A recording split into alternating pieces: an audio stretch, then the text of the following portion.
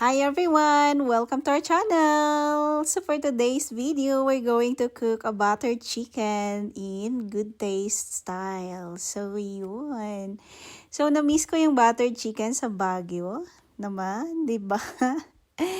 Mga turista sa Baguio, alam yung buttered chicken na yan. So, this is good for family na maramihan, o, diba? So, look at that! So, yummy, yummy! So, itsura pa lang nito, masarap na.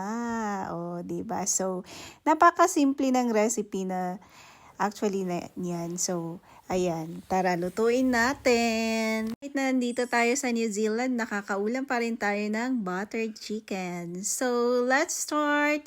Ayan. So, pakuluan muna natin yung ating chicken. So, ganyan.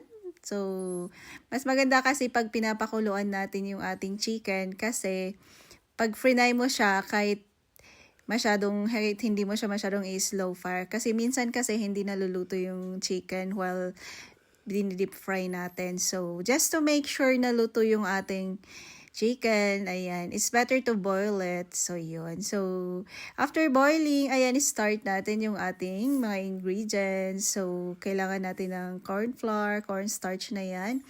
Tapos yung flour.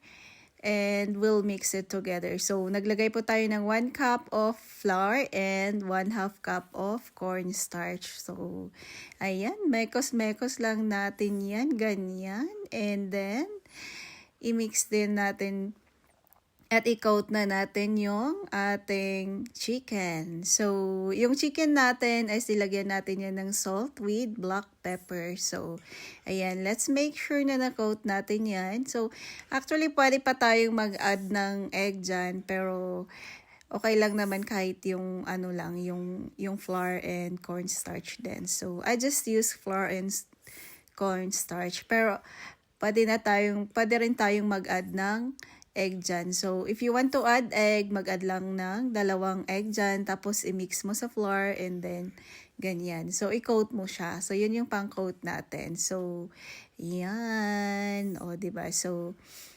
ganyan. I-coat-coat lang natin yung ating chicken. So, preferably, ginamit ko yung drumstick kasi paborito yan ng anak ko. So, yan. O, diba? So, i-coat natin yan ng maigi. And then, so, kumpletuhin natin yung mga kinote natin na yan.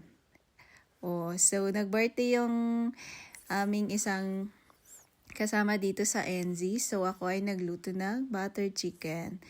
And yan. So, start natin gisain it. I-kompleto rin yung ating mga ingredients for kanyang pang-coat natin for final coating. So, ito yung magpapasarap sa ating buttered chicken.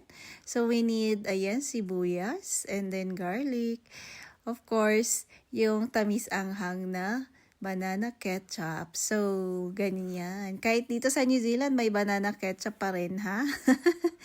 So, ayan, igisa po natin yung garlic and sibuyas. So, gisa-gisa lang yan.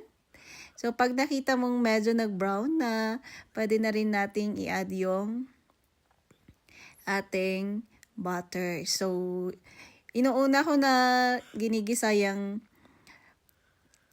garlic with sibuyas muna kasi pag nilagay kasi natin yung butter agad dyan, medyo namumuo. So, ayan, unahin po natin yung garlic and sibuyas. So, pag nakita na nating nag-brown, saka natin i-add yung butter. So, yan. O, diba? So, dahil ito, nag-brown na, we can add the butter. So, this is the butter. So, tansyahin mo lang kung gaano karami yung niluto mo na chicken, ganun din kano yung butter mo. So, yun.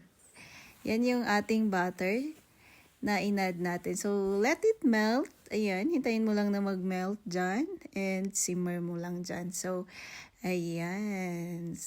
So, ganito lang siya kasimple. Mag-isa ka lang ng sibuyas, garlic, and add butter. So, yan po yung ating butter. O, diba?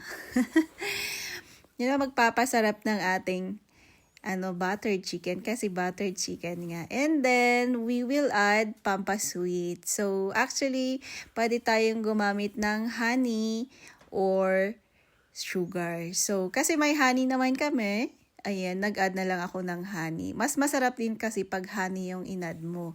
So, if you don't have honey, you can also add sugar lang. So, ayan. At ang ating final ingredient, lagyan po natin yan ng ketchup. So, depende rin sa'yo kung gaano karami yung ketchup. Pero, pag nakita mong okay na yung color, na kung ganyan na siya, pwede na yon. So, ayan. Na deep fry na din natin yung coated fried chicken natin. So, ayan.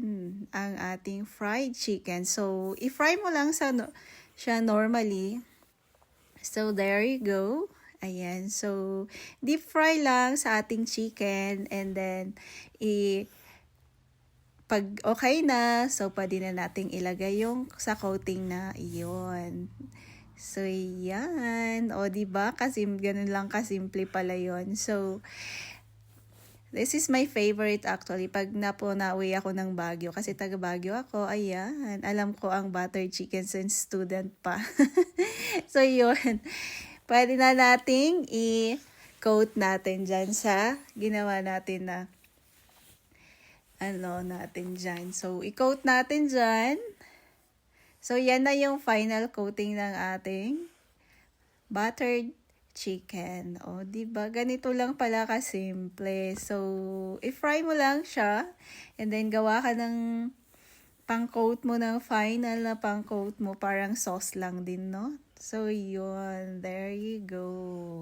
So, actually, yung magpapasarap din na yan is yung garlic, yung sibuyas mo, tsaka yung medyo maganda kasi yung lasa nung medyo parang sweet and sour siya. Ayan. So, luto na yung ating buttered chicken and look at that. O, diba? Ka-yummy, yummy.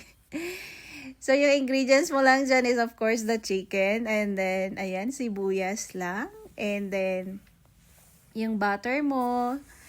Ayan. So, depende na sa'yo kung gaano karami yung butter na gusto mo dyan. Pero, yan. O, diba? Ang sarap ng ating buttered chicken na yan. So, naalala ko na naman yung Baguio. O.